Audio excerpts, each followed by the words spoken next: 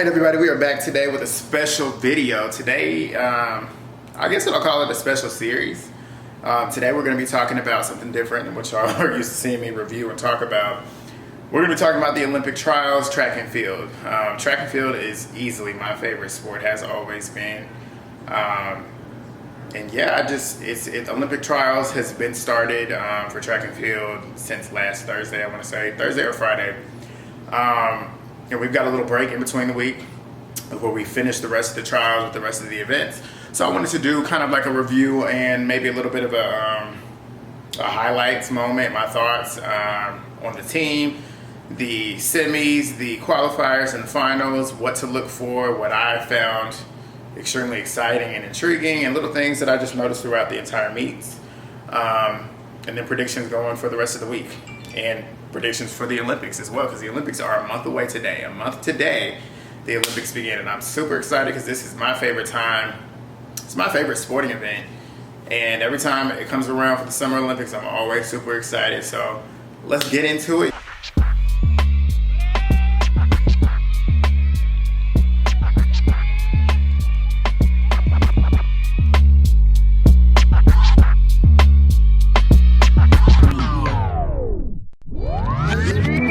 So, I got my notes today, just so I can make sure that I am on point with my statistics and stuff as well.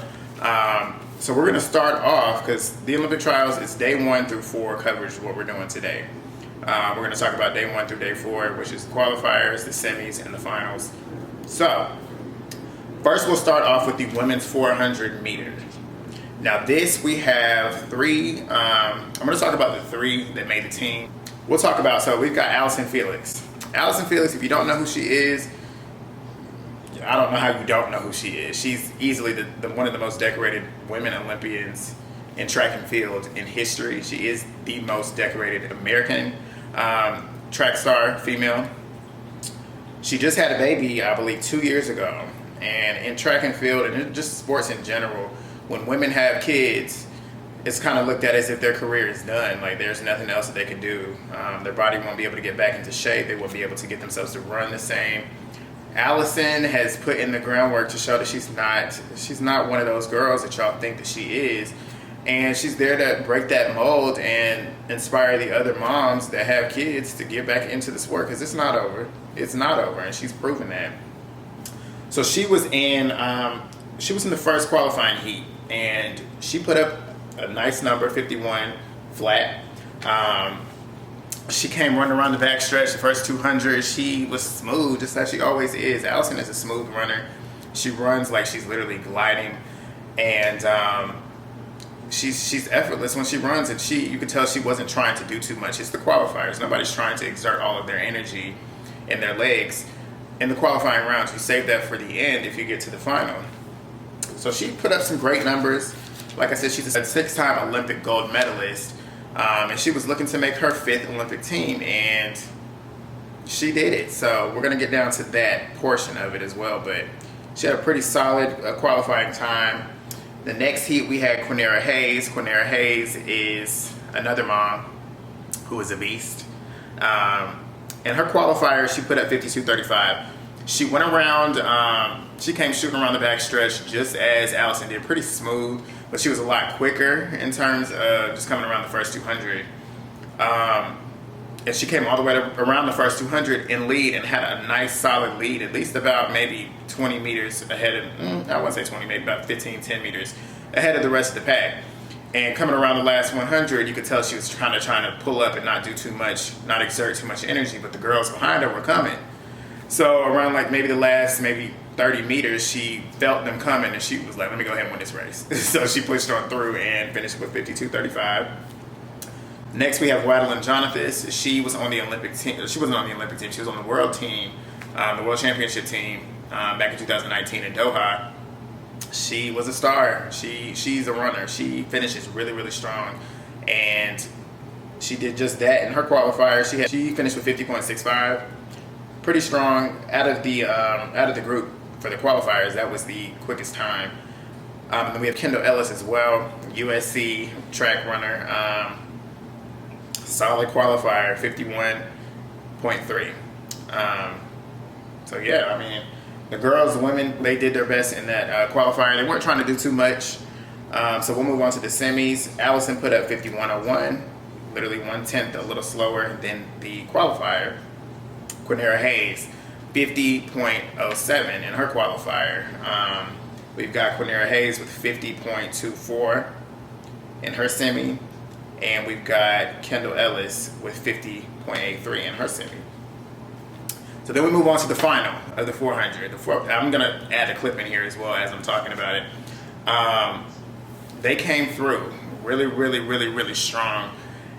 Especially noticeably, I want to mention Allyson, but I want to talk about Quanera Hayes first. She was the winner of this final. She put up 49.78. Like she ran for her life. But Allyson was the star for me because she came out strong real strong on the backstretch. The first 200, she was moving. And Quanera saw that she was making that move early, and she made her move as well. But Allyson came around the backstretch, and she was keeping a solid pace as she always does, coming around the curve. And then coming around the last 100, it was looking like she was like in around 4th or 5th. Kendall Ellis was ahead of her. Wadeline Jonathas was ahead of her, as well as Quanera Hayes. And it was looking like Kendall was about to snatch that spot, but as Allyson does, she's a strong finisher, and she finished that race. She got second. I thought she had third at one point, but she got second and beat Wadeline Jonathas, who had a time of 50.03. But that was your team. That was your 400 team for the women. It is Allyson Felix, Quanera Hayes, and Wadeline Jonathas. And I think it's a pretty solid team. And it was a really sweet moment because after they finished, they were showing the kids as well. Allyson's daughter Keni was with her husband and her mom in the stands, and it's really sweet because you can tell the daughter knows what's going on, and she knows when to clap. She knows when her mom did something good, and they brought the kids down. When I say they brought the kids down, Allyson and Quanera's son and Allyson's daughter, they got to meet, and it was cute. It was a cute moment. But yeah, that's for the women 400. So we're now going to move on to the men's 400. We have Michael Norman, Michael Cherry, and Randolph Ross. Randolph Ross is, every time I see somebody from North Carolina, I get excited because I'm a North Carolinian. I live in North Carolina, and just to see people from around here do well is really exciting. And we take over track and field. We've got a lot of great coaches out here in North Carolina and a lot of great programs. So it's not a surprise when we see them. But we'll start with Randolph, I guess. He had a qualifier of 45.61. Pretty solid. You can tell in that race he was not trying to do too much. Just trying to do enough to get on that, go to the next round. Michael Cherry. Michael Cherry is very much an Allyson Felix-esque type of runner. He moves with such ease, and he's a strong finisher. And he did that in that qualifier, and he put up 44.86. And then we've got Michael Norman. Michael Norman is one of my favorite athletes. I just love the way he runs. I love the way it looks like it's with ease, but you can tell he's putting in effort as well. But it's effortless. When he gets it right, he gets it right. But the thing with Michael, he kind of gets in his head sometimes. And in this qualifier, you can tell he might have gotten in his head a little bit coming down the backstretch, going through the curve. But towards the end of the race, you could tell he could have won that race, but he wasn't trying to exert his energy as nobody would in the qualifier. If you know you're in the top 3 spots, there's no need for you to try and win the race per se. And he didn't do that, so he didn't chase, so it's all good. So moving to the semis, we've got Michael who put up 44.73. He did a lot better in that semifinal round. He won that round. And yeah, talking back to the qualifier, you could tell whenever they were doing the post-race interview, he was nervous to get to his coach because he already knew that he was going to be on him about to come around that curve, but it was all good. Michael Cherry improved as well, 44.51. And Randolph Ross, 44.85. Pretty solid numbers for all three. And then we move to the final. And Michael, this is where Michael turned it on. When I'm saying Michael, I'm talking about Michael. Well, both Michaels actually, because they both came around. Because it was a false start too at the top of the race. It was a false start. It was a false start that wasn't a false start. Nobody got disqualified, but it's interesting to see a false start in the 400 because you don't necessarily see it because there's no need for you to really get out that hard immediately. So no one's really going to false start, but there was some movement. I guess it was we can chop it up to nerves, but yeah, besides that false start, they all started well. Michael came out booming. Michael Norman. Michael Cherry, he's got such, and like I said, with his race, he's like, he kind of gives me like a gazelle type of runner. He takes long strides. That's how I run personally. He takes really long strides, and those strides look so effortless. He looks like a Bambi running. So him and Michael Norman were kind of neck and neck coming around the curve, finishing out the last 100, and Michael just took over, Michael Norman. But they all qualified. They all qualified for the Olympics. Michael Norman ended with 44.07. Michael Cherry ended with 44.35, and Randolph Ross ended with 44.74. Pretty solid times for all three. So now we're moving to the main event. The main event, the women's 100-meter, Sha'Carri Richardson. Let's talk about her. I've been a fan of Sha'Carri since her LSU days. Like, that girl, as soon as I saw her about 3 years ago, I knew she was about to be something serious. Like, this girl, you could tell, like, she has confidence in spade loads. Like, her type of confidence is the type of confidence that'll have anybody who is insecure completely shaken and turn into a hater. Like, people who are insecure can't stand people like her because she's a strong, confident black woman. And with her being strong and confident and being black, we have a stigma with us as black people being confident in what our abilities are as immediately being considered arrogant. She's arrogant in a way, but she can back it up. It's one thing to be arrogant and not have the chops to back it up every single time, and she backs it up every single time. She was killing the girls in college. That's why she went pro when she did. But let's talk about her qualifier. Her qualifier, she came out 10.84, straight out the gate, easy. And as we know with her start, we don't have to harp on that because, I mean, it's noticeably her biggest weakness. But when she hits that last 50 meters, once her top speed is in, once she's in her top speed, it's a wrap. Nobody is catching her. And if she works on that going to the final, going to the Olympics, because you know she made the Olympics, as the commentators are saying, there's no girl there that was going to knock her out of the top three. Nobody. So once she gets to I'm pretty sure that's what her and her coaches are going to work on. I've watched a couple of her post-race interviews, and that's what she kind of touched on. They obviously know the start is where she's got to work, because she'll get beat in the start, but she's not going to get beat in the last 50 meters of the race. It's going to be a very slim chance of that happening. But yeah, she put up 10.84. We got Teahna Daniels. She put up, I didn't get her qualifier. So we'll talk about, and I didn't get Javianne Oliver's either, but we'll talk about those two as well. So we'll talk about the semi. She put up her best time in the semifinal, 10.64. She came through running, pointing at the clock. Very much, given very much reminiscent of like Carmelita Jeter did in the 2012 Olympics when the 4x100 team won that. That's epic. That is one of the most iconic 4x1s in the history of track and field. And she pointed, and I got a little nervous because towards the end she kind of veered into, I don't know who was in that lane next to her, but she kind of veered into it. I got nervous because you don't want to do that because you might get thrown out. But killer time, 10.64. I would be shocked. I would not be shocked if she comes and pulls close to a sub 9. Like, she's crazy. She's crazy good. Teahna Daniels, she put up 10.84 in her semi, as well as Javianne Oliver. Both of those two girls, they come out strong on their starts as well. And that's where their weakness, or their strength, is Sha'Carri's weakness. And Sha'Carri's weakness is where they can improve. I'm not going to say it's a weakness per se for them, but her top speed is just her top speed. And that's something that's a God-given talent. Like, that girl has that none of these girls has. When she hits in those, because it's her knees. She gets to pump in those knees and she pumps her arms at the same time. And like they stated, like, there's nothing behind her. She's not carrying anything. She's just basically moving in motion. And it's beautiful to watch. She's gliding. You watch her coach. You watch all of his clips from when he was racing. It's very, very similar. You can tell he's worked his ass off with her, and she's doing great. And then her final was pretty much 10.87. She killed it. Like, she started, they were thinking, like, I don't even think anybody was thinking it, but just saying it just for shits and giggles. But Javianne Oliver was coming out hard in that final, and Sha'Carri was behind a little bit in the first maybe 40 meters. But like I said, when she hits that top speed, it's a wrap. And she came through. Javianne finished behind her as well as Teahna. It was Sha'Carri 1, Javianne 2, Teahna 3. Solid Olympic team, if you ask me. I think going into the Olympics, we've got Deana Asher-Smith and we've got Shelly Ann Fraser-Price. I think those two are going to be the two with Sha'Carri that's going to give us a showdown.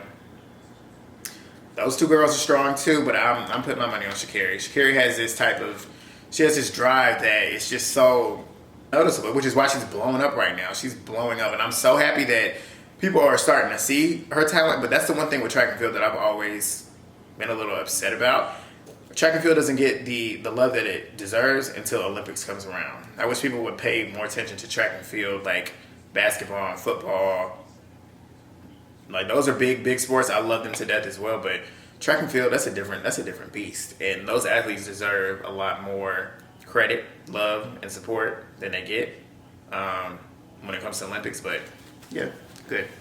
So now we're gonna move on to the men's 100. Trayvon Brommell, that's my favorite male athlete, track and field, period, to this day. He's coming in undefeated this season. Nobody's beat him in the 100, and nobody's beat him in the trials as well. He came out hot, 984 for his qualifier. We've got Ronnie Baker, who also made the team, coming out with his qualifier, 988. And then we've got Fred Kerley in the 100. Fred Kerley is typically in the 400. And he came out hot with his in the 100 as well, 993. And I got the race going on in the background as well. And it's funny how we're now talking about that as Trayvon is running. But all three of them came out hot. Pretty nice, solid times for qualifiers as well. We'll talk about Trayvon. Trayvon, he was running with Justin Gatlin in his qualifying heat. And Justin put up really strong numbers as well. Justin Gatlin's the GOAT in this game. He's one of the top guys that you look for in track and field. And him being older, it's really great to still see him being able to still put up those numbers. Because, like I said, when you get older or you have kids in this game, not even for men with the kids, because it's always looked at differently, because men aren't necessarily having to change their bodies when having a kid as women do, which is why I guess it's where it comes from, people doubting women's ability to come back and still be as good, because men don't have to produce the child physically, you know what I'm saying? But he's 39, he'll be 40, so typically not many people around his age are still running, but he put up really strong numbers in his qualifier. Trayvon was right up there, and Trayvon, you can tell he was pulling up towards the end. He wasn't trying to do too much, as no athlete does. So we'll talk about the semis a little quickly. We've got 990 for Trayvon.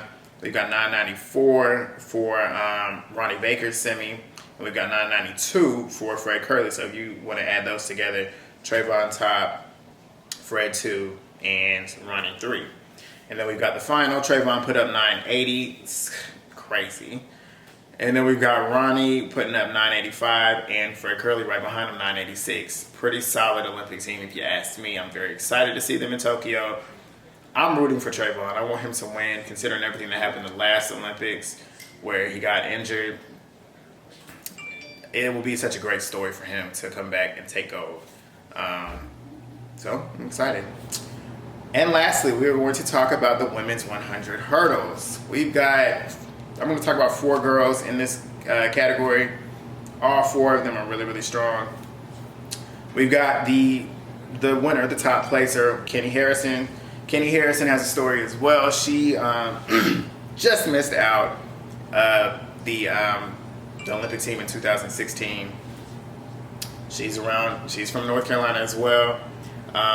For her qualifier, she put up 1250, solid. We've got Brianna McNeal. She is the reigning Olympic champion for the 100-meter hurdles. She's got a story as well. Her brother passed away in a car crash here recently. I believe it was a couple weeks ago. Also, not only that, she's currently still dealing with her appeal, the case for the 5-year ban for her doping control, basically dabbling in the doping control process. And that's going to be interesting. And it's going to play a big factor in the next couple weeks. We'll see if that appeal will still work towards the Olympics and see if she'll even be able to compete. But if not, we've got Gabby Cunningham, who placed 4th in the final.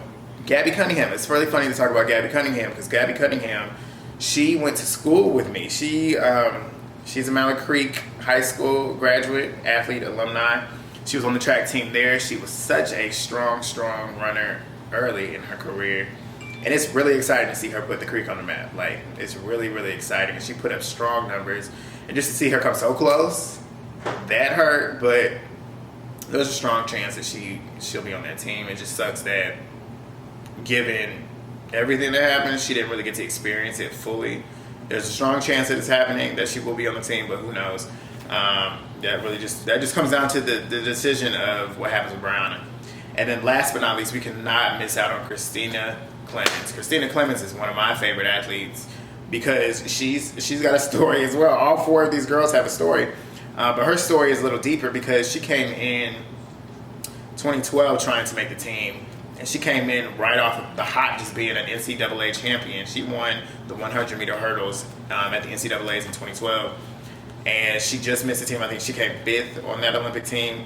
She then, the very next year, got injured. And 2016, she wasn't healthy enough to even really qualify and compete. And she came through in her qualifier with 12:64. So let's talk about their qualifiers. We've got 12:50 for Keni. We've got 12:50 for Brianna. We've got 12:64 for Christina. And we've got 12:67 for Gabby. For the semis, we've got 12:51 for Keni. We've got 12:56 for Brianna. We've got 12:51 for Christina. Christina, I'm telling you, don't watch out for her. Don't sleep on her. And like she said in her interview, like she's been counted out and looked over, but she puts up numbers, and this girl's no joke. Like, she's a beast. And I want her to do well at the Olympics. I really, really do. I want her to at least get on the podium. I would love to see her win, just given everything that her story has come to. But it's going to be hard to beat Keni, and it's going to be hard to beat Camacho Quinn. Camacho Quinn of Puerto Rico. She's running for Puerto Rico, but she went to Kentucky. But it's going to be hard to beat her as well. So I'm looking for Camacho Quinn, Keni, Christina to do some big things. So I'm excited to look out for them. For their final, Keni put up 12:47. Brianna put up 12:51. Christina put up 12:53 as well as Gabby did. And Christina just outleaned Gabby. It was really, really close. I wish we could have all 4 of them on the team. But that's where it's at. And that wraps up the coverage. And I feel like we've got a really, really strong team for those sprinting hurdles as well as the sprints for the 100 and the 400. So what we've got coming up is the 200 meter for the women and the men. We've got the 400 meter hurdles for the men and the women, as well as the 100 meter hurdles, I believe, for the men. So it's really exciting with those races. I'm really excited to see for the 200. I'm excited to see Gabby Thomas come back. Noah Lyles is in the 200. He was in the 100. He was not looking too high. But the 200 is his specialty, so I'm excited to see what he does there. I feel like that's where he's going to make the team. But yeah, like I said, we've got the 200 coming. We've got, coming from the 200 though. 200, we've got Mr. Terrence Laird, superstar, just top performer if you ask me for the NCAAs. It just happened a week or 2 ago. Beast. I really want him to do well. I want him to get on the team and I want him to do well. I want him to win. So I'm looking for Terrence. And then we've got the 400 meter hurdle for the women. That's the showdown I'm waiting for. That's the showdown everyone's waiting for. Dalilah Muhammad versus Sydney McLaughlin. Sydney McLaughlin is my favorite female athlete. She's coming hot off of just Doha. The World Championship showdown was a showdown that I still watch to this day. I watch that clip probably every day for like maybe 2 months. Like, it was such a good race, and it can go either way because both of them have beat each other. And Dalilah has literally put up 2 world records within 2 meets against Sydney, and that shows how strong Sydney is. That she literally has to push her to get there. And each one of those races, Sydney was right there, right behind her, and Sydney was putting up her own personal best. So that's the showdown I'm ready to see, and I'm excited to see it because I feel like Sydney can take it. Because she's been working, she switched coaches. She's now training with Allyson Felix. She's no longer with Javianne Hayes. And yeah, with her coach with Allyson Felix, they've basically been having her running 100 hurdles the entire season just to kind of clean her technique and get her comfortable with switching those legs as well. Because if you watch her World Championship performance, when she switched to her left side, that's when she kind of lost the momentum and had to build it back up. Because with just speed alone, 400 flat with no hurdles, Sydney is the top girl to beat. No one's, she's the fastest girl in the rounds. So I'm excited to see what it's gonna look like, because she ran 1/400. I think the last competition, the last meet that she had, and she looked fantastic. So I'm excited to see her against Delilah. And no disrespect to Delilah. Delilah is a beast as well. Like, I wish she would get the same amount of appreciation and support publicly from the media as well, because she is a world record. She's a world record holder, and she is the champion. She deserves just as much praise as Sydney does. But I'm super excited for the rest of this week. Look for my thoughts on the highlights from the last bit of the Olympic trials that we have for track and field. And then we're going to go into the Olympics, and I'm going to cover it as well. And I might do a couple meets through and through for the years to come. So thank you for rocking with me today. If you do watch this video, please like, comment, subscribe, share. Let me know what you think if you do watch this sport. I hope you do watch this sport. I hope this makes you want to watch this sport if you don't already. But yeah, let me know what you think, what you want to see more from me. And this is me signing off. Peace.